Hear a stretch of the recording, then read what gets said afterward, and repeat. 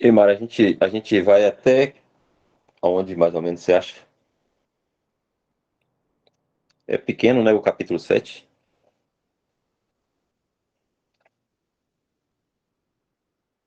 Sem som, Mário. O microfone tá Sem mutado. som, Mário.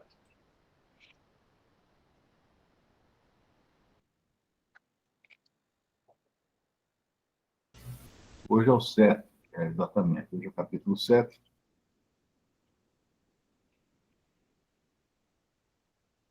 Vamos até onde der, né?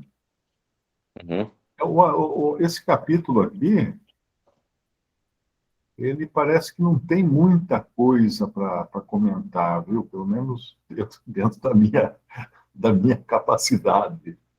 Não tem, porque parece que gira mais em torno da relação ali que Paulo estava tendo com os coríntios, e do que tinha causado isso. Mas vamos tentar, vamos entrar e a gente vai conversando aí dentro do capítulo.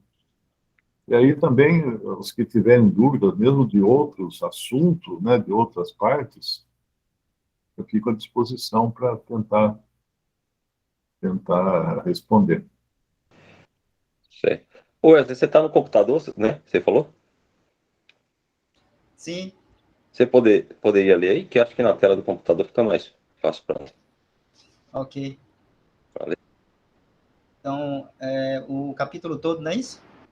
Aqui eu vou recebendo os irmãos que foram entrando aqui. A gente pode ir até o 16, né? Até o verso 16, então? Isso. Tá bom. 2 Coríntios, capítulo 7, do verso 1 até o 16.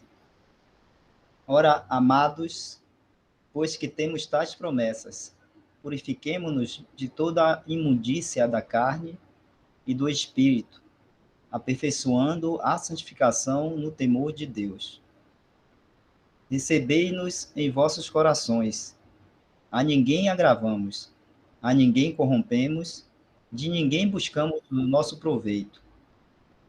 Não digo isso para a vossa condenação, pois já antes tinha dito que estais em nossos corações para juntamente morrer e viver. Grande é a ousadia da minha fala para convosco, e grande a minha jactância a respeito de vós. Estou cheio de consolação e transbordante de gozo em todas as nossas tribulações. Porque, mesmo quando chegamos à Macedônia, a nossa carne não teve repouso algum. Antes, em tudo fomos atribulados. Por fora combates, temores por dentro. Mas Deus, que consola os abatidos, nos consolou com a vinda de Tito. E não somente com a sua vinda, mas também pela consolação com que foi consolado de vós, contando-nos as vossas saudades, o vosso choro, o vosso zelo por mim, de maneira que muito me regozijei. Porquanto, ainda que vos tenha contristado com a minha carta, não me arrependo, embora já me tivesse arrependido por ver que aquela carta vos contristou, ainda que por pouco tempo. Agora folgo, não porque fostes contristados, mas porque fostes contristados para o arrependimento, pois fostes contristados segundo Deus, de maneira que por nós não padecestes dano em coisa alguma. Porque a tristeza segundo Deus opera arrependimento para a salvação, da qual ninguém se arrepende, mas a tristeza do mundo opera a morte. Porque quanto cuidado não produziu isso mesmo em vós que, segundo Deus, fostes contristados? Que apologia, que indignação, que temor, que saudades, que zelo, que vingança. Em tudo mostrastes estar puros neste negócio. Portanto, ainda que vos tenha escrito, não foi por causa do que fez o agravo, nem por causa do que sofreu o agravo, mas para que o vosso grande cuidado por nós fosse manifesto diante de Deus. Por isso, fomos consolados pela vossa consolação e muito mais nos alegramos pela alegria de Tito, porque o seu espírito foi recriado por vós todos. Porque se em alguma coisa me gloriei de vós, para com ele, não fiquei envergonhado, mas, como vos dissemos tudo com verdade, também a nossa glória para com Tito se achou verdadeira. E o seu entranhável afeto para convosco é mais abundante, lembrando-se da obediência de vós todos e de como o recebestes com temor e tremor.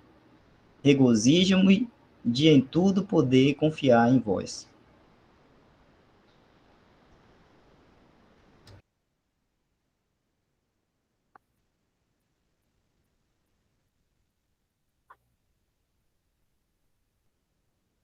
Quando nós conhecemos a história do que aconteceu em Corinto, através da primeira carta que Paulo escreveu, que na realidade não era a primeira, porque tinha uma carta antes dessa, então, no capítulo 5 ele fala, já por carta vos escrevi, então essa primeira era pelo menos segunda, né? E essa segunda era pelo menos terceira. Mas a gente sabendo o que aconteceu, Corinto, Paulo tinha pregado o evangelho para os coríntios tinham se convertido através do ministério de Paulo, porém, como Corinto era uma cidade muito rica, muito próspera e muita filosofia, né, e conhecimento humano, os coríntios eram bastante orgulhosos também da sua capacidade, do seu conhecimento. Então, eles, de certa forma, acabaram desprezando Paulo. Nós vimos nos capítulos anteriores como Paulo tenta se explicar para eles, né? Porque, ao que parece, eles desprezavam. Mesmo tendo recebido tanto de Paulo, ainda assim, eles tinham problemas com em recebê-lo, não é? Em considerá-lo, em honrar aquele apóstolo. Nós sabemos que a condição de Corinto estava tão ruim, moralmente ruim, e religiosamente ruim também, porque no começo da carta já existia Paulo chamando eles de carnais. Ele fala, leite vos dei a beber, né, porque ainda sois carnais. Isso é forte, né? Você imagina chegar alguém numa assembleia aí e falar assim, irmãos, vocês são todos carnais. Um apóstolo podia falar isso com a autoridade que ele tinha. Mas então nós já vimos que lá eles estavam criando divisões, eles estavam criando partidos, eles estavam também moralmente bastante deteriorados, porque havia até alguém lá dormindo com a própria madrasta, e agora eu vou ter que ajudar o meu filho a ir ao banheiro. Vocês dão licença, 2 minutos, por favor. Tranquilo.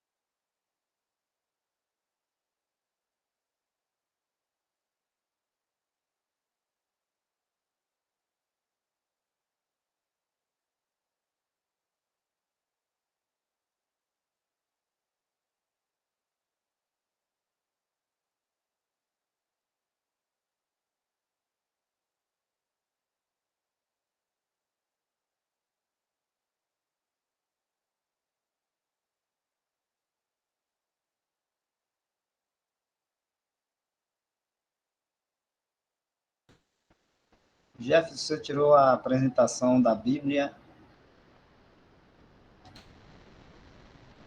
agora. Bom, voltei. Deixa eu lembrar aqui onde é que eu estava. Na situação da Assembleia em Corinto. Falando do irmão que tinha pecado. Isso. Então, a situação, moralmente, eles estavam bastante baixos também, porque tinha até um que dormia com a própria madrasta, né? E Paulo falava que eles estavam, o estado deles era tal que nem entre os gentios eles encontravam esse tipo de coisa. Então, Paulo teve que tratar com rigor o problema que havia lá. E essa segunda carta, ela é uma maneira de a gente descobrir que eles haviam se arrependido, eles haviam corrigido as suas falhas, eles estavam aqui na... Paulo fala no versículo 8, porquanto,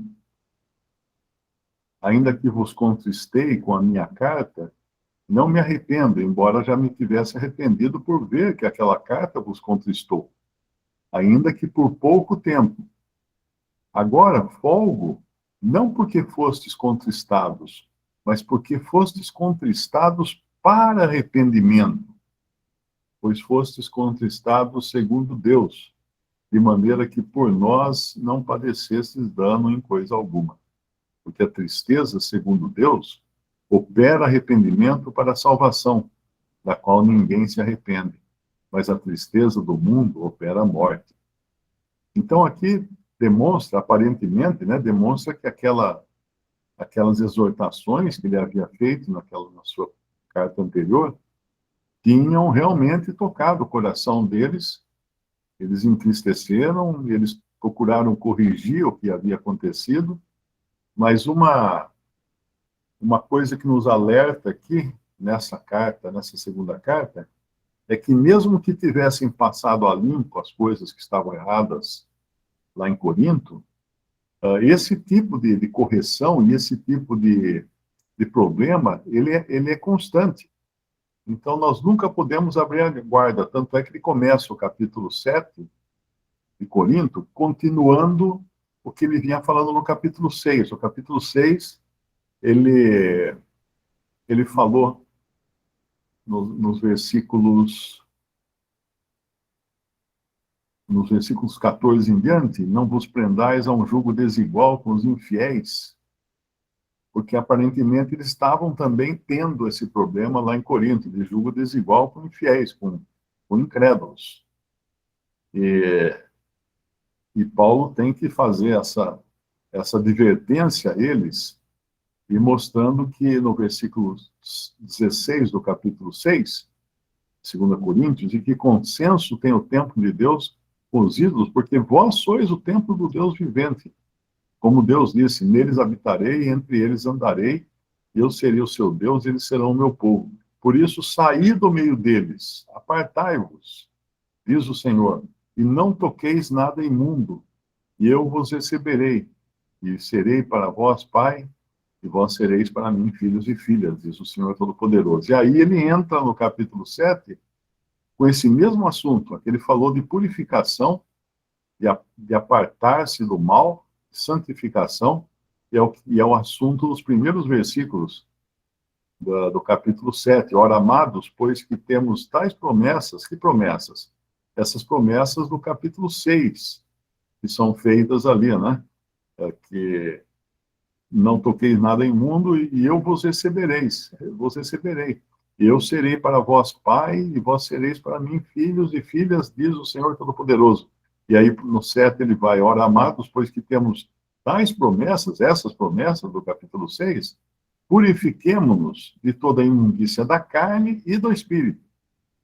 Porque Corinto estava, na verdade, com problemas na carne e problemas no espírito. Eles tinham carnalidade entre eles, mas eles tinham também erros graves no sentido espiritual, quando eles acabavam recebendo até aqueles que não tinham nenhuma, nenhum nenhuma boa fama entre os irmãos, até aqueles que eram falsos apóstolos, falsos profetas. Então, era uma bagunça completa. Mas aqui ele fala dessa separação e dessa santificação. E essa purificação, purifiquemos-nos de toda a imundícia da carne e do espírito, aperfeiçoando a santificação no temor de Deus, isso é um trabalho constante. Nós nunca vamos chegar um dia para assim, opa, agora já passei a limpo tudo na minha vida, agora não vai ter mais nada que vai sair da linha. No dia seguinte você já está saindo da linha. Por isso que é uma vigilância constante e é uma separação constante também da imundícia da carne, da imundícia do espírito, de tudo aquilo que é contrário à vontade de Deus. E aí ele como que roga, né? Recebei-nos em vossos corações. A ninguém agravamos, a ninguém corrompemos, e ninguém buscamos o nosso proveito. Repare que isso aqui é tão claro que é contrário ao que se pratica hoje, a maior parte da cristandade, né? E muitos buscam seu próprio interesse, muitos buscam fama, dinheiro, cargos políticos. Eu sei que teve gente que me escreveu, teve um que escreveu, falou assim, eu era petista, daí eu me converti ao bolsonarismo, e hoje eu vejo que estava tudo errado. Eu não quero mais apoiar ninguém, né? A pessoa vendo que realmente entrou na onda, porque o apelo foi muito forte dos políticos, dos pastores, até de padres, né? Até os padres entraram nessa briga. E o que deu? Que resultado teve? Tristeza, né? Nessas alturas dos acontecimentos, muita gente perdeu emprego, muita gente está presa, né? Mais de 1.000 pessoas presas. É gente que não vai encontrar emprego. Quando sair da cadeia, não vai encontrar emprego. Gente que agora não tem como sustentar seus filhos, sua família. Gente que talvez tenha perdido até os seus negócios, o seu caminhão. Então, quanta coisa, por quê? Porque foram dar ouvidos para esses falsos profetas, que tinha de monte, né? Nesses últimos dias aí, toda hora tinha um lá gritando que Deus vai dar libertação, Deus já libertou, Deus já destruiu o inimigo e aquela coisa toda. Agora estão amargando um arrependimento lá. Por isso que o único lugar seguro que nós temos é a palavra de Deus. E é muito fácil nós nos deixarmos inflamar, porque quando aqui fala de imundícia da carne, a gente às vezes sempre pensa em coisas sexuais, né? Mas tudo aquilo que move as nossas paixões carnais, por exemplo, fanaticismo por futebol, por música, por ídolos, por essa idolatria que praticaram aí com o presidente Bolsonaro, né? Parecia que o cara era um profeta vindo trazer uma nova civilização para as pessoas. Parecia... Tudo isso é errado, é carne. Carne, carne, carne, carne. E tudo isso movido por espíritos enganadores também. Nós sabemos que espíritos enganadores tem de monte aí. Tem homens, né, espíritos humanos, mas tem espíritos de demônios também, que promovem essas coisas para quê? Para causar ruína no testemunho de Deus. Então, quando nós nos deixamos levar pela imundícia da carne e do espírito, e não nos separamos, não nos santificamos dessas coisas no temor de Deus, nós acabamos sendo vítimas, bucha de canhão, massa de manobra, inocentes úteis, vítimas de homens corruptos, que a hora que a coisa aperta, faz o quê? Pega o seu avião e vai para outro país para fugir, para não ter problema aqui. Então, aqui nós vemos duas cartas que são, graças ao Senhor, que, se a gente pode falar assim, né? Que Corinto tinha tanto problema. Graças a Deus que Corinto tinha tanto problema? Porque é graças aos problemas de Corinto que nós hoje somos capazes de saber qual é a vontade de Deus quando enfrentamos problemas semelhantes. Não é? O problema de imoralidade na assembleia, na comunhão, como lidar com pessoas que foram colocadas fora de comunhão, como lidar com os falsos mestres e falsos profetas. Então, todos esses problemas que eles tiveram viraram respostas para nós e correções para a gente aplicar também quando nos encontramos com essa situação. Mas esse capítulo aqui, ele me parece bastante pessoal, porque Paulo vai com todo, vai pisando em ovos aqui, né? Ele fala, por exemplo, no versículo 3, não digo isto, não digo isso que ele disse antes, né? A ninguém corrompemos, de ninguém buscamos nosso proveito. Não digo isto para vossa condenação, pois já antes tinha dito que estáis em nossos corações, para juntamente morrer e viver. Então ele tinha um apreço e um cuidado com as suas palavras, para não ferir o coração deles, não feri-los, né? Não ser agressivo para com eles. É muito importante nós entendermos que sempre que nós partimos para o enfrentamento com irmãos, eu não concordo com o irmão tal, e daí começa a enfrentar. Tem um versículo no Antigo Testamento que me ensinou muito.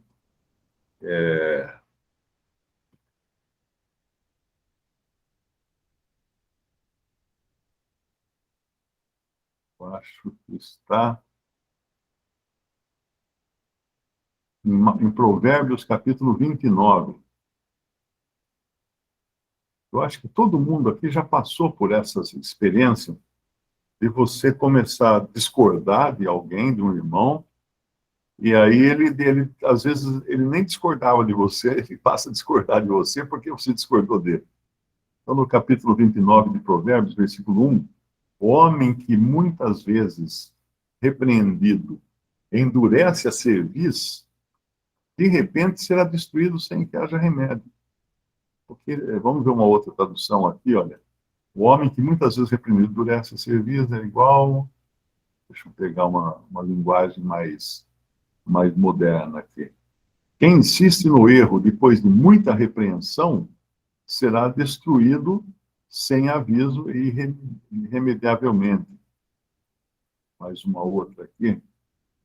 Aquele que teima em desprezar as correções será esmagado de repente e sem remédio.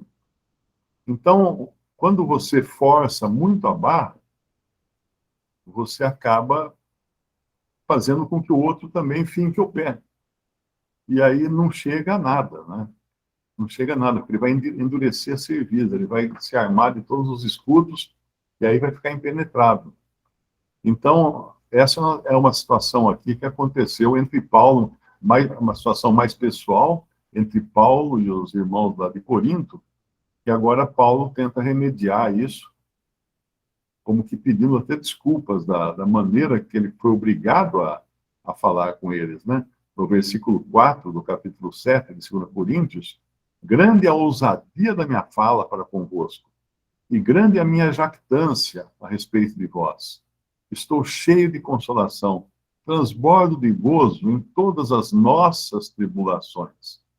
Porque mesmo quando chegamos à Macedônia, a nossa carne não teve repouso algum. Antes, em tudo, fomos atribulados por fora, combates e temores por dentro. Mas Deus, que consola os abatidos, nos consolou com a vinda de Tito.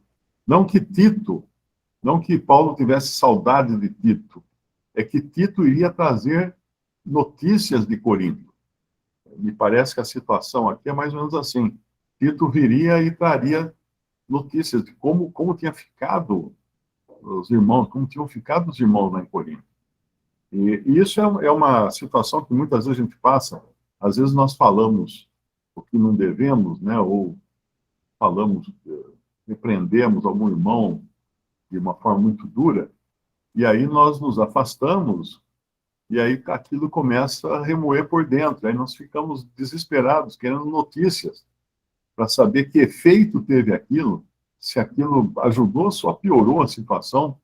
E na realidade aqui Tito seria o WhatsApp de Paulo, para trazer notícias lá dos irmãos de Corinto. E, e, e, e, pelo jeito, as notícias foram boas, porque ele fala, ele fala no versículo 7 que não apenas a vinda de Tito, da pessoa de Tito,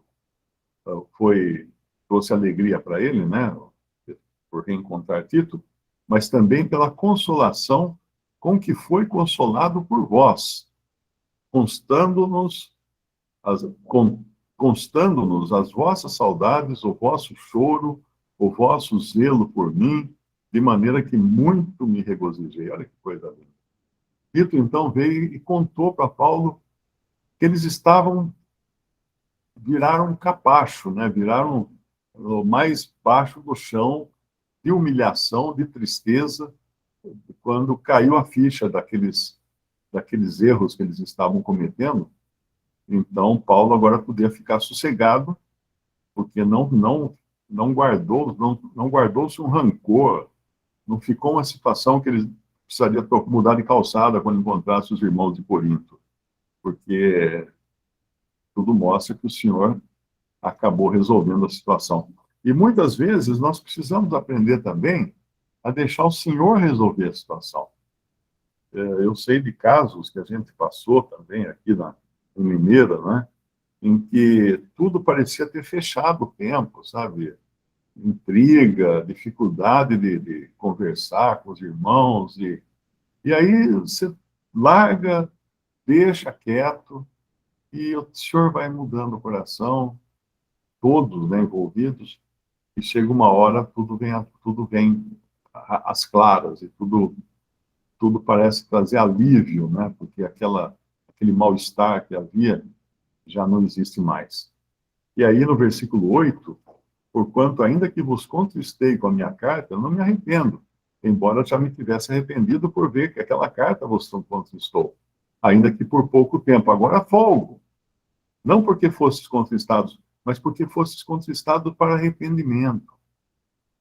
Para arrependimento. Isso aqui é importante a gente aprender, porque às vezes a gente evita chamar a atenção do irmão, falar, trazer uma repreensão, trazer alguma palavra dura, a gente evita com medo de que vá causar um dissabor, uma perda de amizade, mas nós não entendemos isso que está escrito aqui.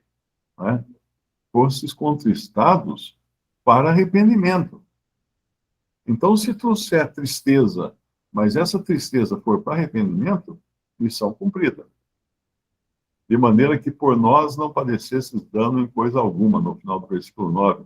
Porque a tristeza, segundo Deus, opera arrependimento para a salvação, da qual ninguém se arrepende, mas a tristeza do mundo opera a morte. Eu creio que aqui, essa salvação que ele está falando aqui, não é a salvação da alma, né, mas muito mais no sentido de livramento.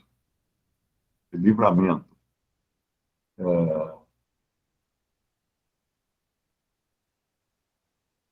Eu ia falar uma coisa, fugiu aqui.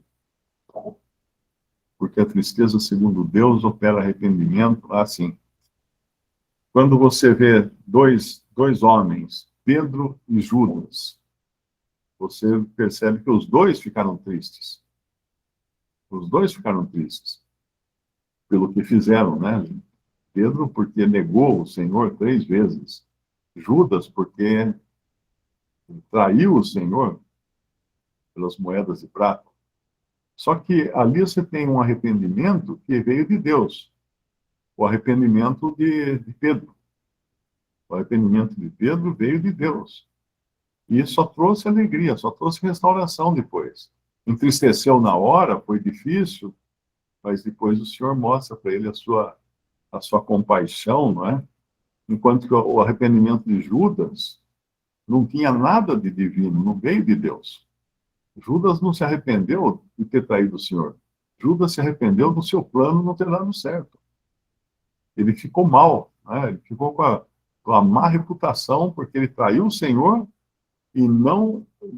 ele talvez ficasse até esperando que, na última hora, o Senhor fosse derrubar todo mundo de costas e tal, e escapar da cruz.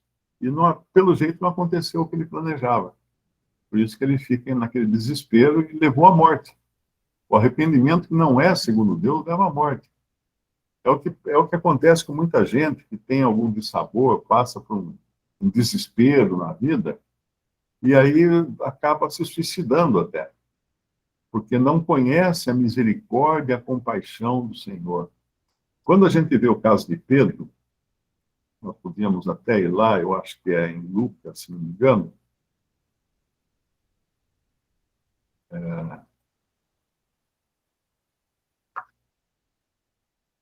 é um dos últimos capítulos de Lucas, talvez...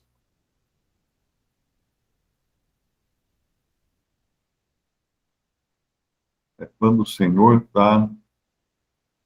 ou é João? Acho que é João. O Senhor está sendo julgado.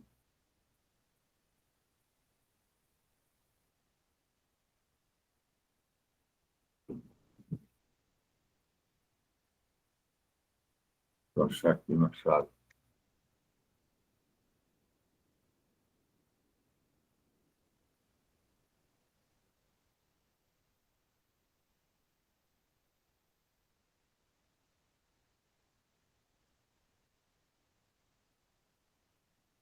Essa...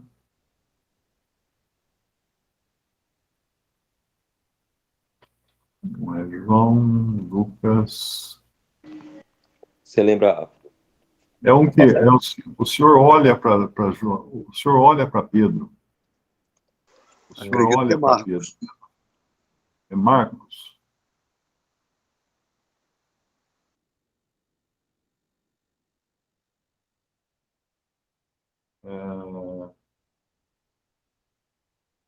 É Marcos.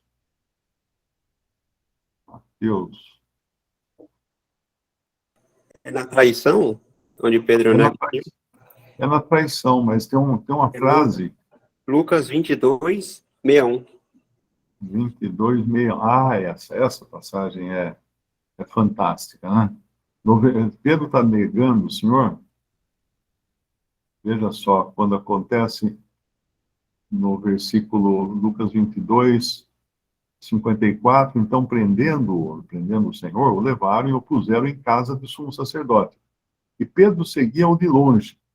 E, havendo-se acendido fogo no meio do pátio, estando todos sentados, assentou-se Pedro entre eles. Olha só a que ponto Pedro desceu. Ele agora precisa buscar o calor e a companhia dos inimigos do Senhor.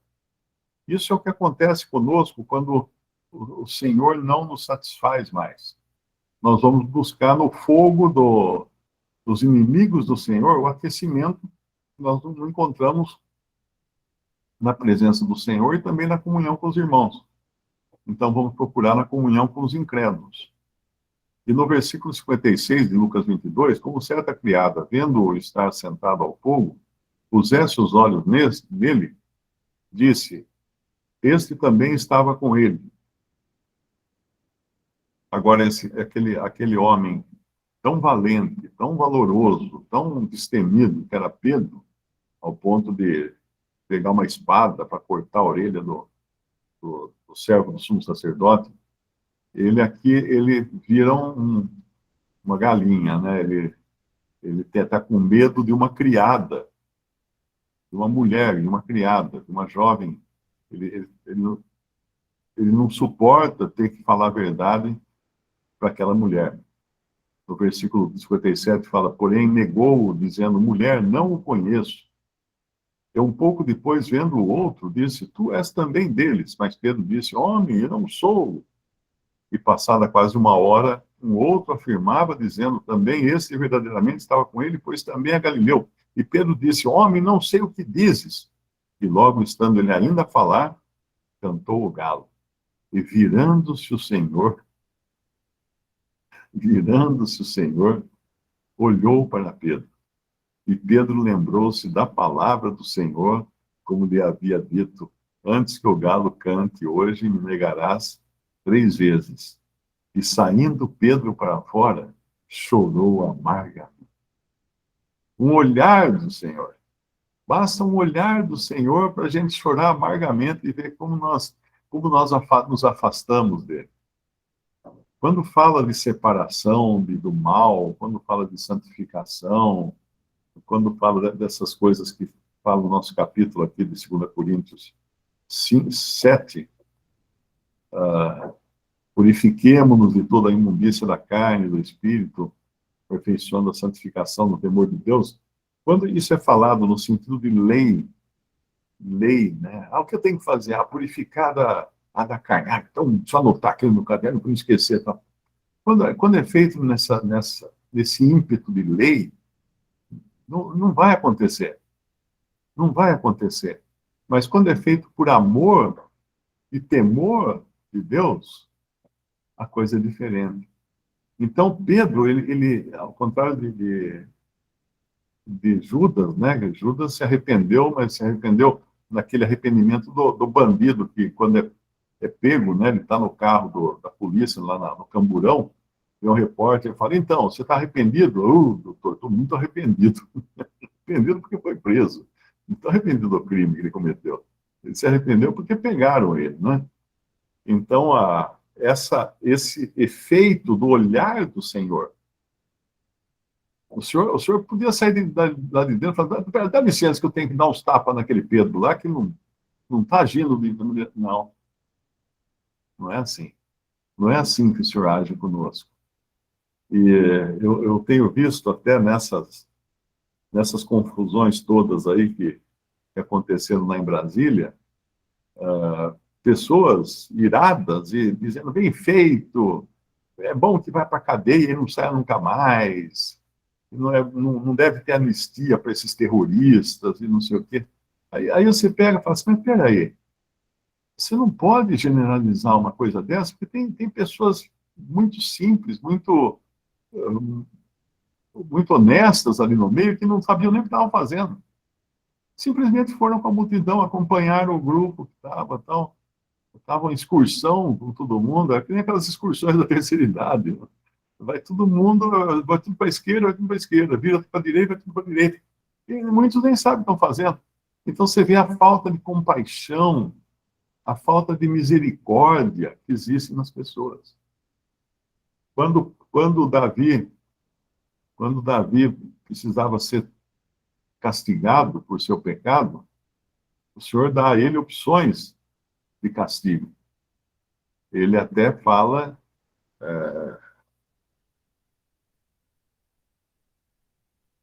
lá em primeira Crônicas, capítulo 21,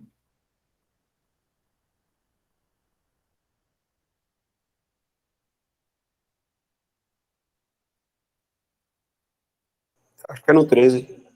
eu vou pegar um pouco antes, que começa no versículo 7, quando ele fez aquele censo, né? Ele contou os exércitos todos, e aquilo não agradou o Senhor.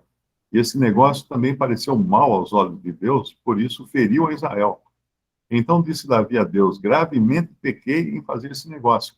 Porém agora, se servido, tirar a iniquidade do teu servo, porque procedi muito loucamente.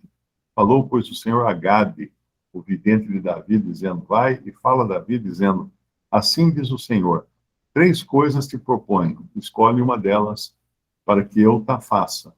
E Gade veio a Davi e lhe disse: assim diz o Senhor, escolhe para ti, ou 3 anos de fome, ou que 3 meses sejas consumido diante de teus adversários, e a espada dos teus inimigos te alcance, ou que 3 dias a espada do Senhor, isto é, a peste na terra, e o anjo do Senhor destrua todos os termos de Israel. Depois, agora, que resposta hei de levar a quem me enviou? Então disse Davi a Gade: estou em grande angústia. Caia eu, pois, nas mãos do Senhor, porque são muitíssimas as suas misericórdias, mas que eu não caia nas mãos dos homens. Então, ele escolhe o castigo que não viria dos homens, mas viria da mão do Senhor. O primeiro castigo era ser consumido diante dos adversários, né? Depois, o outro castigo, a espada dos inimigos. Até o terceiro, a espada do Senhor que alcance. Porque ele sabia que o Senhor é misericordioso. Ai de mim cair nas mãos dos homens. Ai de mim cair nas mãos dos homens. Os homens são terríveis, são maus. São maus, todos, inclusive cada um de nós aqui. Nós sabemos o que nós temos no coração. Eu sempre me lembro da cena de Moisés tendo que fazer os dois sinais na frente de Faraó. Um era jogar a cobra, que virava, jogar a sua vara e virou serpente, e o outro era enfiar a mão no peito, e tirar a mão e ela sair leprosa, enfiar de novo e sair curada. Ele só fez o sinal da cobra na frente de Faraó, da vara que transformava em cobra. Por quê? Porque enfiar a mão no peito e ser leprosa mostrava que ele, dentro dele, ele tinha pecado. A lepra é uma figura de pecado. E ele não quis fazer esse sinal porque revelava quem ele era de verdade no seu interior. Voltamos aqui, só que eu tenho que tirar o meu filho, agora tenho que pôr ele para dormir. Vocês não querem tomar um café aí, comer um pão de queijo?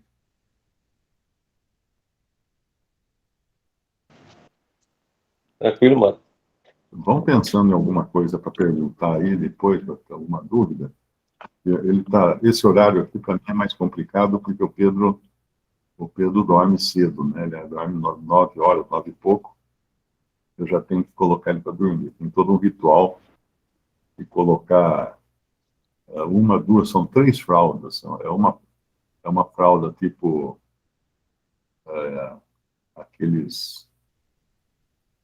aquela comprida, né? Não lembro o nome daquilo.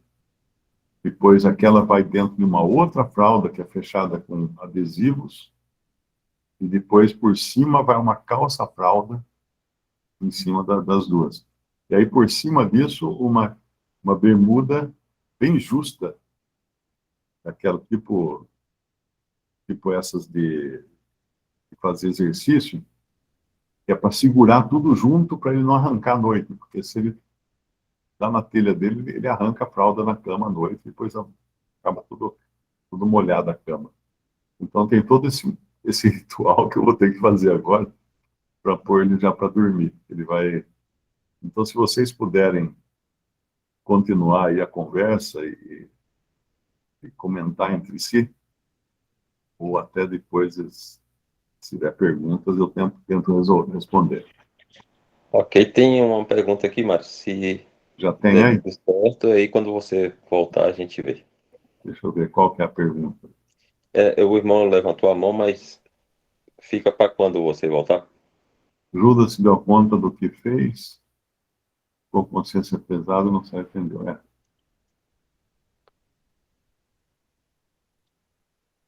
José Nilton, a última aí.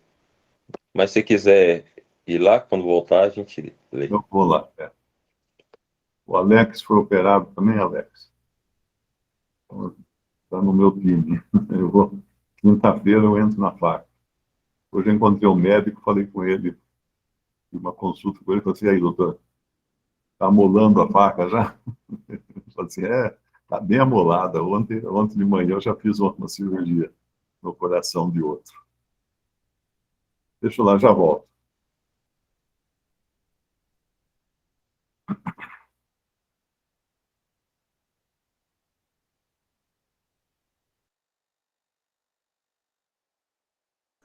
O... Esqueci o nome da pessoa que está apresentando.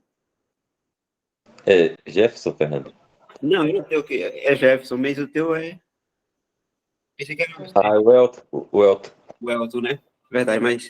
Jefferson, coloca lá, por favor. Em 2 Samuel 24, 16, por favor.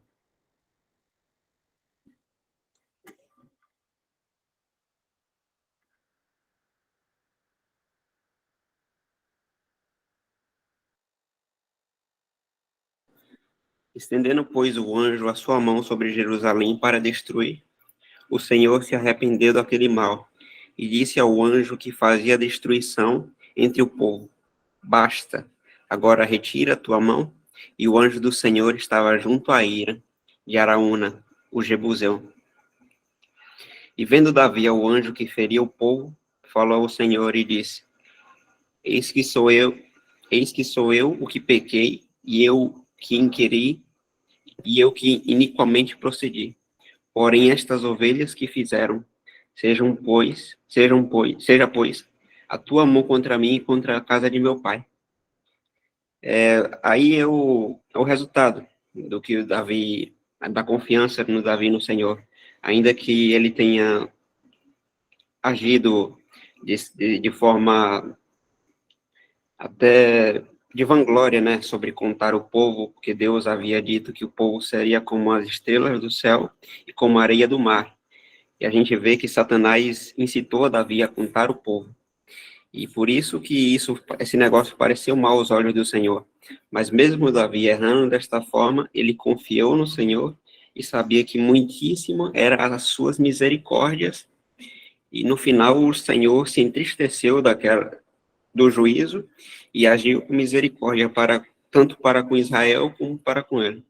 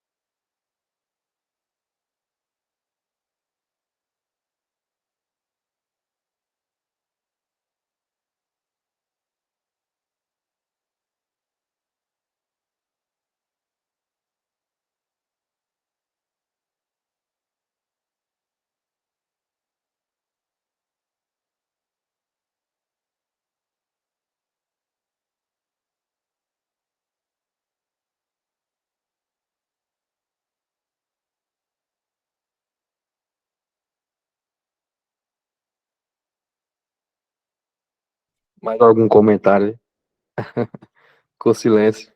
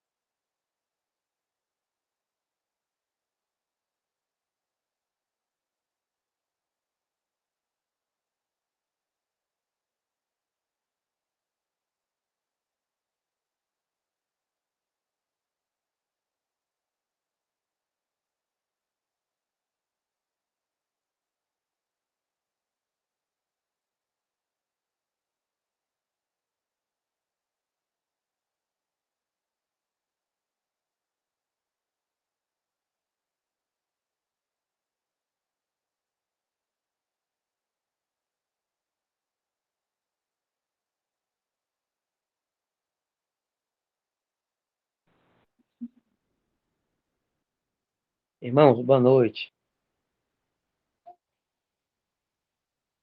Boa noite, irmão. Amém. Aproveitar, eu botei lá na mensagem lá, eu escrevi. Mas eu quero agradecer os irmãos aqui pela oração. Já estou em casa, fiz a cirurgia quarta-feira e graças a Deus já estou em casa já desde ontem. Viu? Obrigado a todos os irmãos. Deus continue abençoando a cada um. Em nome de Jesus. Paz seja com todos aí. Amém, irmão. Glória a Deus, irmão.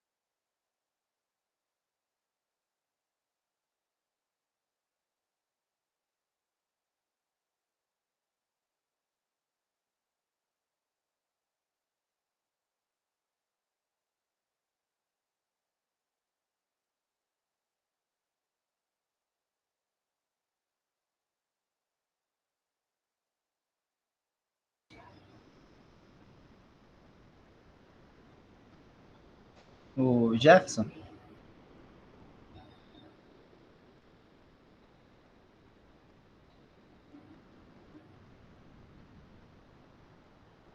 Jefferson, Oi.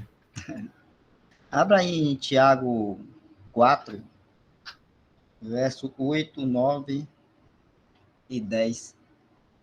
Esse assunto aí do arrependimento é interessante, né? Porque o Mário estava comentando aí, tem dois tipos de arrependimento, né? Tem um arrependimento vamos dizer assim, do ladrão, do malfeitor que é pego com a boca na botija, né? Vamos dizer assim, popularmente. Mas tem o arrependimento de Deus, né? Como a gente viu ali em 1 Coríntios 7, 2 Coríntios 7, aliás, né? E aí em Tiago 8, aí, 9, 10, também fala um pouquinho disso aí, né?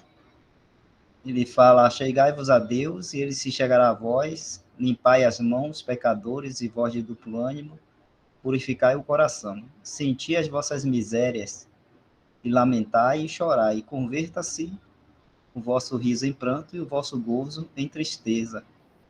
Humilhai-vos perante o Senhor, e ele vos exaltará. Então,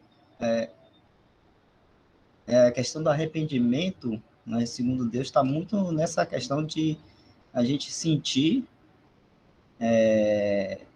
essa tristeza, não é no sentido de a gente ficar deprimido, ficar abatido e aquela coisa toda, achar que perdeu a salvação, não, nada disso. Estou falando de você sentir a tristeza porque o pecado, às vezes o mal que a gente comete, primeiro ofende a Deus, né? Primeiramente ofende a Deus, ofende ao nosso Senhor Jesus Cristo. E a gente sempre tem que lembrar que ele padeceu numa cruz para levar todos os nossos pecados, morreu por nós, para nos salvar, derramou seu sangue para lavar todos os nossos pecados. E de repente a gente cai no pecado, comete, e aí a gente tem que ter essa tristeza aí, né? Tem, acho que também um salmo também, que não sei se é salmo, mas tem uma palavra que fala que um coração quebrantado ou contrito, o Senhor não despreza, se não me engano, é assim, o coração quebrantado e contrito. Então, esse arrependimento de Deus aí, o arrependimento de Deus leva a pessoa a ter esse coração quebrantado e se humilhar diante de Deus, né, confessando o pecado, lógico, como ensina lá em 1 João. e buscando assim de Deus a restauração, né, a restauração com a comunhão com Ele. Então é interessante isso aí, essa questão desses dois aspectos de arrependimento, né? Do ladrão que é pego na botija e do arrependimento verdadeiro, segundo Deus, né? A irmã colocou aí, Salmo 51, 17. Salmo 51, 17, né? Que fala. Dá para abrir aí, Jefferson? Só para concluir aqui, que o Mário já chegou ali. 51, 17. Aí. Os sacrifícios para Deus são o espírito quebrantado, a um coração quebrantado e contrito, não desprezará, ó Deus. Então, o arrependimento passa por isso aí, né? Um coração quebrantado e contrito, que Deus não despreza. Nosso Deus é um Deus de amor e de misericórdia, né?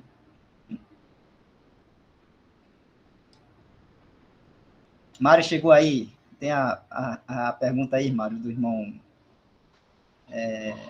José Nilton. Newton.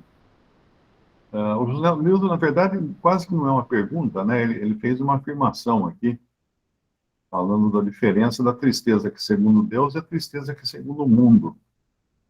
E realmente, a tristeza, quando é segundo Deus, ela gera arrependimento. Quando é segundo o mundo, ela gera revolta. Então, se os coríntios tivessem ficado revoltados contra Paulo, aí não teria valido nada a admoestação dele, né? A repreensão que ele trouxe.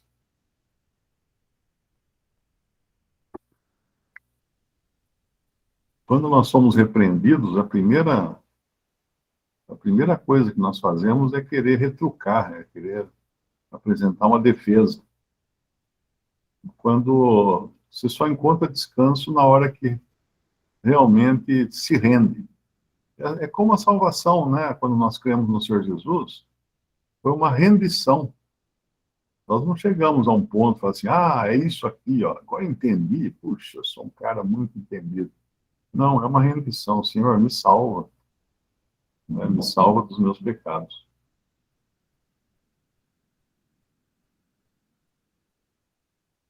Mais alguma dúvida, irmãos? Eu não tenho muita coisa mais para falar aqui desse capítulo, não, viu? Vocês, deixa eu dar uma olhada aqui mais para frente.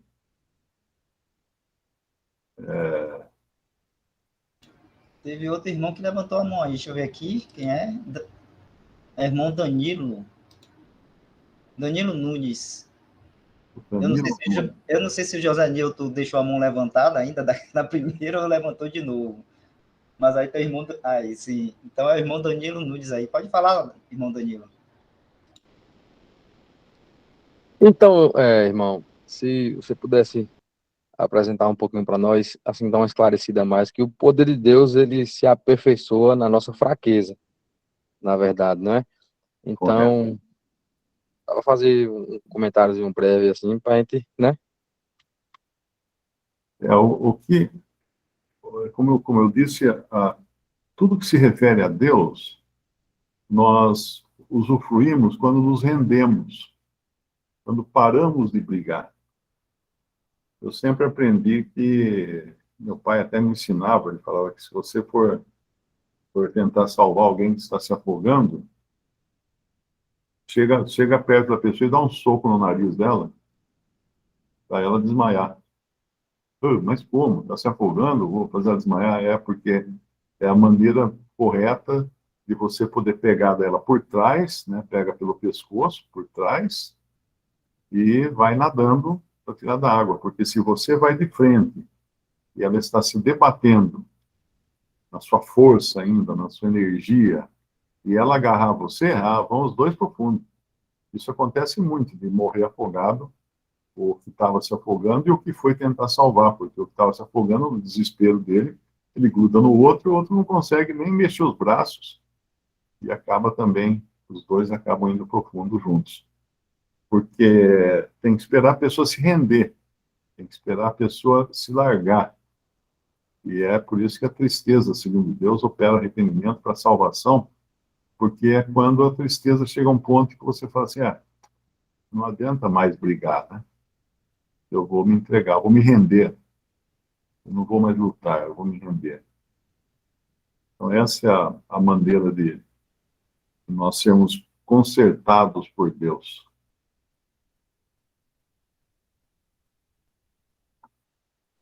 Irmão, e dá até para a gente entender também que, por exemplo, como o poder de Deus se aperfeiçoa na nossa fraqueza, é para a gente entender também que sem Ele a gente não é nada, e não adianta lutar, não adianta guerrear, discutir. É, ele faz a gente entender, né, que sem Ele a gente não é nada, não consegue nada, não consegue pensar em nada, e por isso que a gente fica fraco, e quando a gente se entrega, a gente se fraqueia o nosso corpo para que o poder dele, né, se aperfeiçoe. Eu não sou muito bom com a explicação, não, mas é mais ou menos Ele nesse vai, sentido. ele vai poder exercer o poder dele quando você não está exercendo o seu próprio poder. Porque senão é um conflito, né? Se eu estou na minha força, na minha energia, eu não vou deixar ele me guiar, ele me salvar, ele me tirar daquela situação. Porque eu já estou tentando com as minhas forças. Então, na minha fraqueza, é que o Senhor vai me libertar. Como Paulo fala, né? Quando sou fraco, aí eu sou forte. É, é um contrassenso, né? Pensar assim, quando eu sou fraco, aí que eu sou forte. Mas nas coisas de Deus, é assim que funciona. Me fez É, lembrar também, irmão. Me fez lembrar também, é uma experiência própria, né? Não sei se aconteceu assim com os irmãos, que quando você recebe vida, né, e começa a escutar a palavra de Deus, né, o evangelho, Deus começa a usar, né, os seus ministros para pregar o evangelho da salvação para você. Você reluta, né? Você está escutando ali aquilo, uma batalha dentro de você, porque você está brigando, né? Você ainda não compreendeu que Deus te vivificou e você precisa crer, né, e reconhecê-lo como Senhor e Salvador para ser salvo. Você está naquele dilema, e quando você abaixa as guardas, quando você não aguenta mais lutar, e que você compreende que você agora é um servo, um filho, um cristão salvo pelo Senhor. Exatamente. Eu me lembro da minha conversão, foi todo um processo, né? Eu descobri lá o rapaz que pregava o evangelho na faculdade, então eu ia conversar com ele, mas eu ia para tentar mudar a cabeça dele, para tentar falar das filosofias, que eu estava metido em filosofias orientais, espiritismo, reencarnação, aquela coisa toda. E no começo eu ia para brigar, eu ia para discutir, para tentar convencê-lo das minhas ideias. Mas chegou um ponto, eu percebi que tinha mudado a coisa. Eu já não ia mais para tentar convencê-lo das minhas ideias, eu ia para cutucar a onça. Eu ia para jogar minhas ideias e depois esperar de falar. Eu queria ouvir da Bíblia, porque daí quando ele retrucava das coisas que eu falava, ele falava da Bíblia. E aquilo me fazia um bem tremendo, né? Então eu já não estava mais retrucando por discordar dele, eu estava cutucando a onça com vara curta para ele poder descarregar mais palavra de Deus, e aquilo me fazia muito bem. Então é a hora é a hora que você se rende, é a hora que você deixa de brigar, aí que o Senhor entra em campo e cuida de você. irmão, quando Jesus fala uma parábola, eu não sei se é uma parábola ou foi uma passagem, que é mais fácil um camelo passar no fundo de uma agulha, né, do que um rico entrar no reino do céu. Por quê? Porque eu acho assim, né, não sei, os irmãos podem corrigir meu pensamento, que quando você, na figura do rico, você se acha autossuficiente, né, você tá feliz com você próprio, você tá por cima, não, aqui eu não preciso de ninguém, aqui eu sou rico, eu tenho isso, eu tenho aquilo. Então é por isso que é difícil gerar arrependimento, né? Agora, se esse rico, ele perde tudo, ele dá tristeza, aí é mais fácil, é mais ou menos nesse sentido, né? Tem um provérbio Provérbios 11 fala assim: aquele que confia nas suas riquezas cairá, mas os justos reverdecerão como a folhagem. Porque se você confia na riqueza, você tem um esteio para se firmar. Mas se você não tem nada para se firmar, então você tem que confiar no Senhor.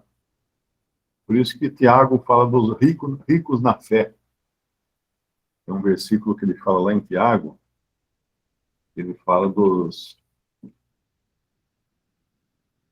Tiago 2, ouvi, meus amados irmãos, porventura não escolheu Deus aos pobres deste mundo para serem ricos na fé e herdeiros do reino que prometeu para os que o amam?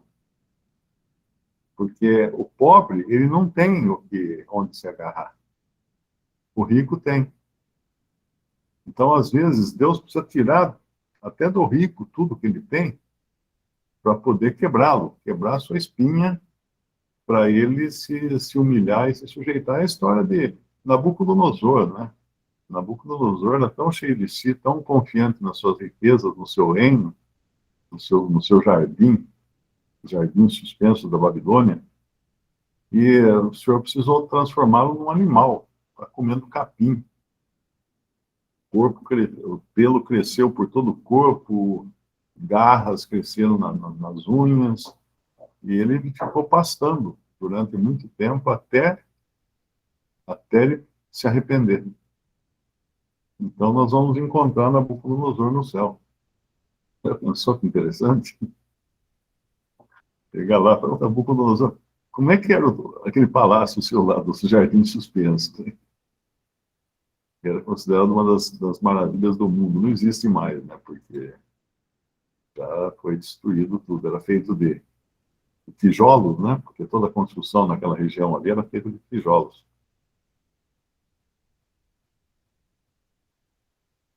A gente às vezes não tem ideia de como eram as civilizações antigas, porque nós achamos que nós estamos assim no ápice do conhecimento humano e tal, da tecnologia.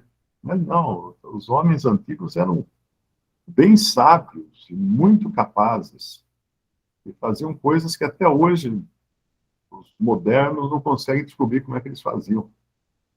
Eles tinham um conhecimento, uma sabedoria, porque o ser humano não evoluiu nunca, né? Nenhum ser humano evoluiu. Ninguém era macaco e virou gente, não. O ser humano só adquiriu tecnologia. As pirâmides do Egito, né? Oi? As pirâmides do Egito é uma figura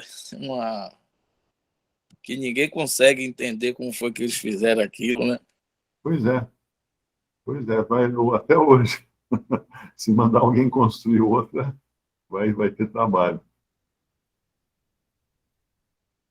Mas é isso.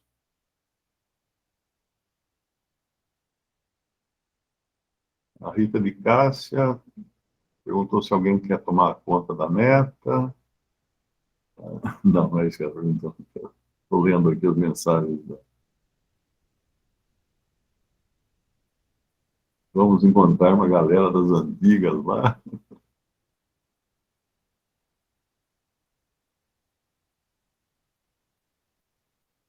É isso. Irmãos, mais alguma dúvida? Mais algum assunto?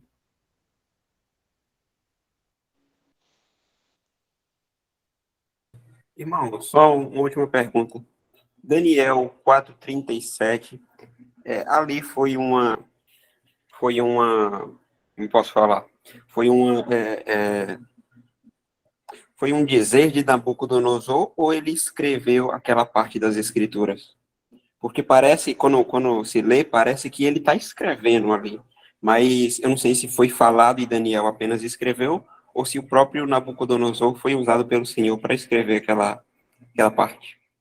É o versículo agora: pois eu, Nabucodonosor, louvo, exalço e glorifico ao Rei do céu, porque todas as suas obras são verdade e os seus caminhos juízo, e pode humilhar aos que andam na soberba. Tem muita coisa na Bíblia, a gente não sabe exatamente quem escreveu. Eu creio que ele falou isso. Quem anotou pode ter sido outro, né? esses reis não escreviam, sempre tinha alguém anotando o que eles falavam. Então, provavelmente o outro anotou, mas o Espírito Santo é quem compila, quem faz a compilação de todas as anotações. Porque pensa assim, quem estava no Éden para contar o que aconteceu lá? Então, porque Moisés escreveu os 5 primeiros livros da Bíblia, mas não escreveu todos os 5, porque quando ele morreu, quem continuou escrevendo? Porque no final Moisés morre. Então, alguém continuou escrevendo. A mesma coisa esses outros livros. Por exemplo, a gente às vezes fala dos Salmos de Davi, mas Salmos de Davi são alguns salmos que tem nos Salmos. Ali tem Salmo de Salomão, tem Salmo de outras pessoas, tem Salmo de Coré, dos filhos de Coré, né, dos cantores. Coré foi aquele que causou aquela rebelião no deserto, e para mostrar como é a graça de Deus, a misericórdia de Deus, você vai encontrar nos Salmos, deixa eu achar um exemplo aqui. Você vai encontrar, Coré foi aquele que se rebelou, e o Senhor fez abrir a terra, isso está em Números, capítulo 16, depois quem quiser ler, o Senhor fez abrir a terra, e caiu para baixo do abismo, Coré, sua família, sua casa, os seus servos, todos foram literalmente para o buraco. Só que aí quando você chega no Salmos, Salmo 42, por exemplo, masquil para o músico mor, entre os filhos de Coré. Assim como o servo brama pelas correntes das águas, assim suspira a alma por ti, ó Deus. Salmo 44, também entre os filhos de Coré. Salmo 45, mesma coisa. Porque os filhos de Coré, os descendentes de Coré, eram os cantores do templo. Agora você pensa assim, como se Deus é misericordioso, é compassivo, e perdoa, né? Porque era para dizer assim, não, esse aí é descendente de Coré? Não, pode ficar fora do templo. Não, de jeito nenhum.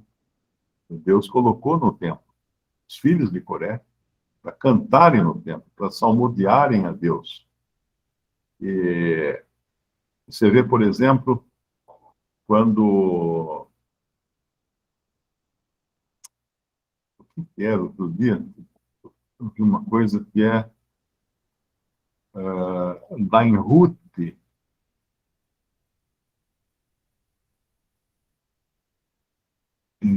não, Esther, no livro de Esther, tem lá o Amã, né? E Amã vai aparecer no livro de Esther.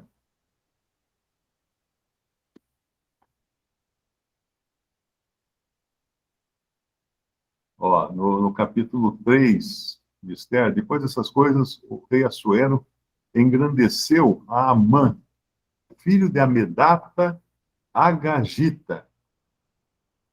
Agagita. O que era o Agagita?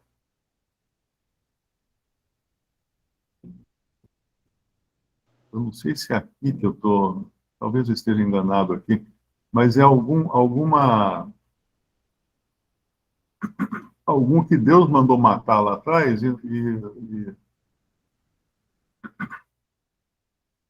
Ah, tá.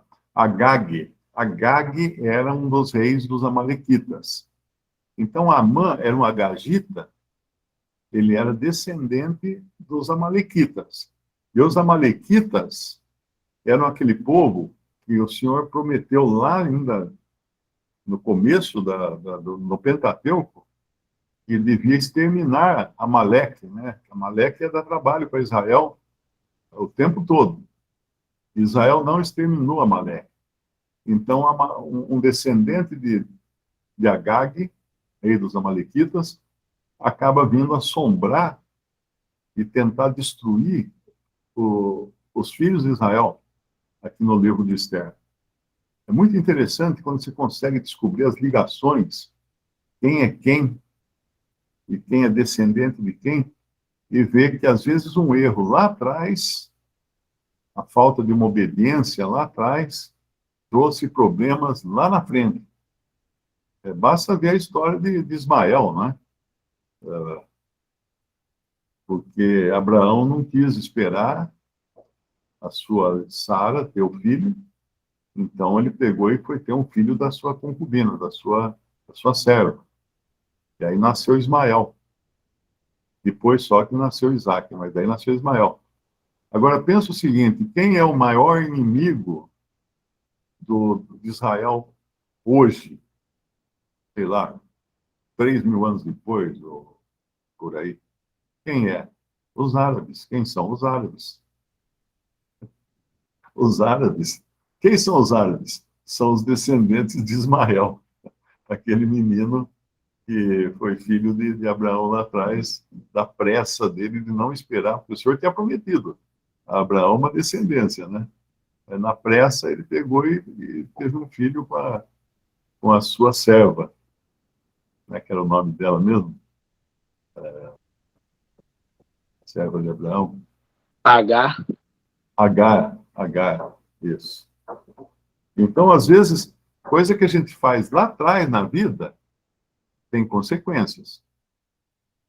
Quanta coisa que a gente fez e agora não consegue se desprender das consequências, né? Elas acompanham a gente a vida inteira. É que nem aquela história, né? Você escolhe a noiva, mas não escolhe o cunhado. Mas ele vem junto depois.